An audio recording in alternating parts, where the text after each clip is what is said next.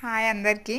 అయితే నాకు ఒక డౌట్ ఏంటంటే, చిన్నపిల్లలు రెండు చేతులు పైకి పెట్టుకొని పడుకుంటారు కదా, అట్లా పడుకుంటే అంట దేవుడు తట్ట ముప్పిస్తున్నాడు అంట చిన్నపిల్లలతో అంట. ఇంకొకటి వాళ్ళ నెయిల్స్లో మట్టి కూడా ఉంటుంది కదా, అంటే బ్లాక్ కలర్లో ఉంటుంది కదా, అది తట్ట ముప్పియడం వల్ల వాళ్ళ గోర్లలో మట్టి ఉంటుందంట. కానీ అది మట్టి కాదు అనుకుంటున్నాను నేనైతే. అది వాళ్ళు కాటుక పెడతాం కాబట్టి ఆ కాటుక ఫేస్ మీద ఇట్లా ఇట్లా అన్నప్పుడు ఆ కాటుక నెయిల్స్లో ఇరుక్కొని అది మట్టి అని చెప్పి అంటారు.